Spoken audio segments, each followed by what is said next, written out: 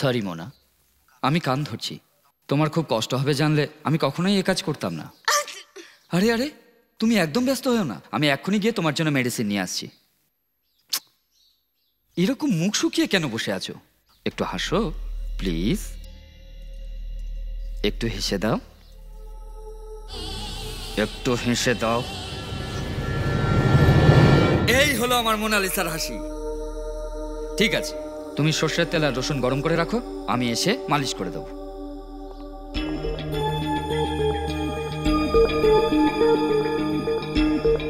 আমি একই কথা তোমাকে কতবার বলবো বলো তো? আমার বইটি কিচ্ছু দরকার নেই। কেন তুমি আমার পিছু পিছু আসছো বলো তো? ডিসকাউন্ট দিয়েছে স্যার, খুব কম দিনের জন্য স্যার। আপনি আপনার ছেলে মেয়ের জন্য নিশ্চয়ই নতুন বই কিনবেন স্যার। এখন কিনলে ক্ষতি কি? আমাকে আর ডিস্টার্ব করো না স্যার। এইসব আপনি দোকানে কিনতে গেলে ম্যাক্সিমাম। শোনো, তুমি সেই থেকে কুকুরের মতো আমার পিছনে পড়ে আছো দেখছি। দেখে তো ভদ্র বলে মনে হচ্ছে। আমি বারবার বলছি আমার কোনো বই দরকার নেই, দরকার নেই। তুমি কেন আমার পিছনে পড়ে আছো বলো তো? ননসেন্স। সত্যি বলছি স্যার, ফ্যামিলি প্রবলেমের জন্য এই মাসে কিছুই বই বিক্রি করতে পারিনি স্যার। আপনি যদি এক দুখানা নিতেন তাহলে আপনারও কাজে লাগতো আর আমারও কিছু হেল্প হয়ে যেত স্যার। Please sir. এই, তোমার ইন্টেনশন কিন্তু আলাদা মনে হচ্ছে। I must hand over you to the police. Sorry sir, ভুল হয়ে গেছে। একটু শুনবেন?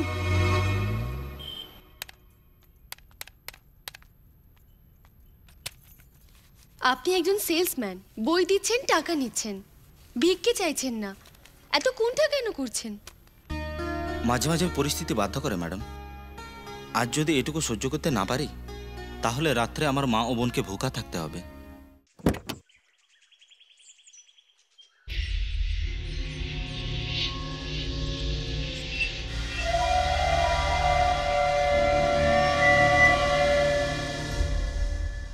আর কিছু দেব?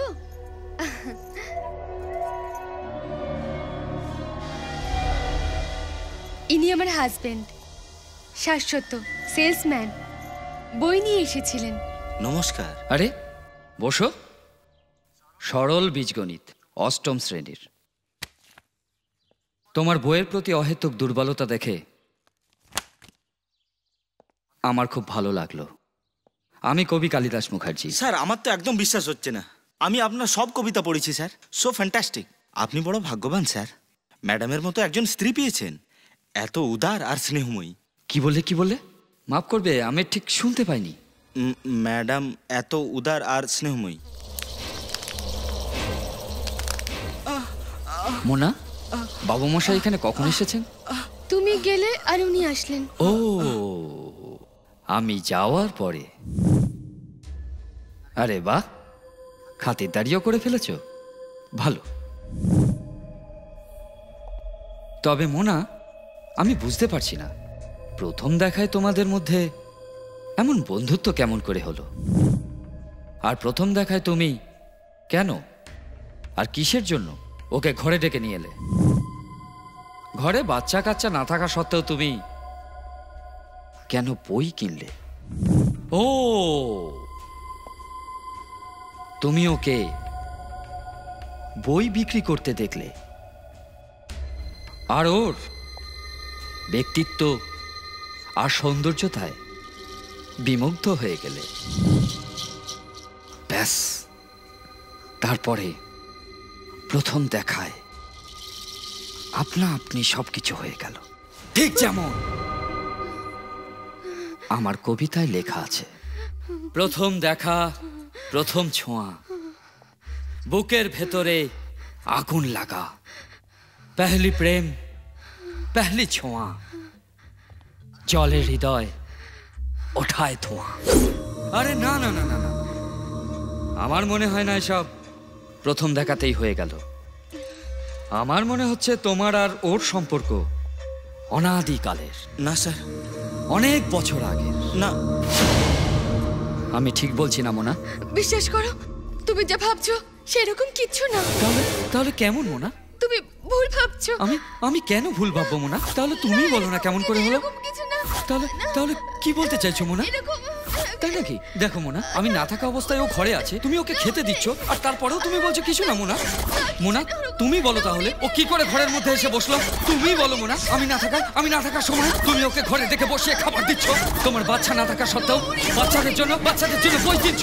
এমন কেন করলে মোনা? তুমি এরকম কেন করলে? কিসের জন্য করলে? কেন করলে তুমি মোনা? কেন করলে মোনা? বলো মোনা, বলো তুমি এমন কেন করলে মোনা? তুমি এমন কেন করলে মোনা? বলো মোনা, কেন এমন করলে? বলো কেন করলে মোনা? বলো কেন করলে এরকম? উত্তর দাও, বলো, আনসার দিন। কাম অন কেন করলে এরকম? চল। কালিদাসের কবিতার ছন্দটা একটু আলাদা প্রেমিক, আলাদা আমার প্রেম। প্রেমের জন্য চিনিয়ে নিতে পারি আমি দেহের রক্ত। আমার প্রেমিকের ছায়া দিলে কেউ ছুঁয়ে আমার ভেতরে দানবটা জেগে ওঠে। এক্ষুনি আমি করতে পারি এই পৃথিবীকে আক্রান্ত, ক্ষতবিক্ষত আর রক্তাক্ত।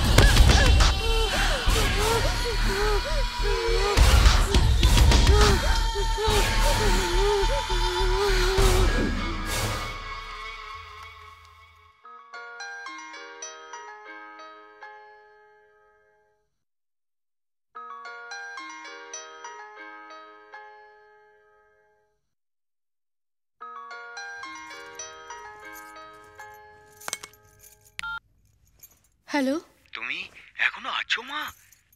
মা, আমি তোমাকে অনুরোধ করছি, তুমি ওই ঘর ছেড়ে চলে যাও। আমি এরকম ভাবে যেতে পারবো না।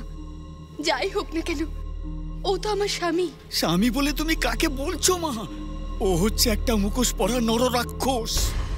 এরকম দেবতুল্য বাবা মায়ের কি করে এমন ছেলে জন্ম নিল সে কথা আমি কল্পনাও করতে পারি না। আমার কথাটা একটু মন দিয়ে শোনো মা।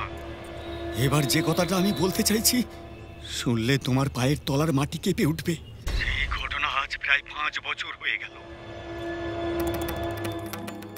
রুচি বলে একটা মেয়েকে কালিদাস বিয়ে করে গেস্ট হাউস এনে তুলল। নীরু কাকা,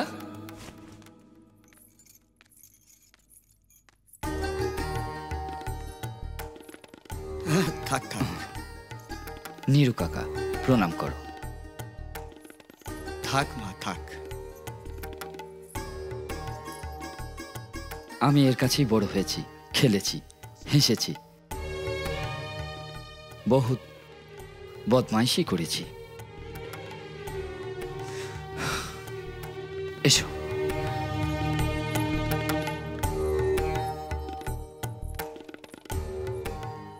সেই রাত ছিল আমার জীবনের সব থেকে ভয়ঙ্কর রাত। এই শুনছো? বলো। তুমি বলেছিলে না আগামী মাসের 10 তারিখে বাইরে যাবে বলে? সেই সময় আমাকে বাপের বাড়িতে ছেড়ে আসবে? কেন? বিদায়ের সময় যে ছেলেটা জিন্স আর টি শার্ট পরে কাঁদছিল ওর সঙ্গে দেখা করতে যাবে? ওই ছেলেটার সঙ্গে তোমার চোখে চোখে যে ভাবের আদান প্রদান আমি তা দেখেছি। কি ভাবছ? আমার নামে সিঁদুর মাথায় পড়ে আমার চোখে ধুলো দিয়ে ওর সঙ্গে রাসলীলা করবে? তুমি আমাকে চিনতে পারলে না।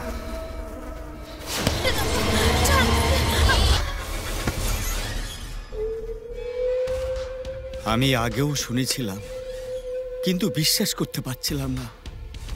সেদিনই জানলাম এরকম মিথ্যে বিয়ে করে প্রথম রাতেই আনন্দ নেওয়ার পরে মেয়েদের হত্যা করাটাই কালিদাসের মহা আনন্দ।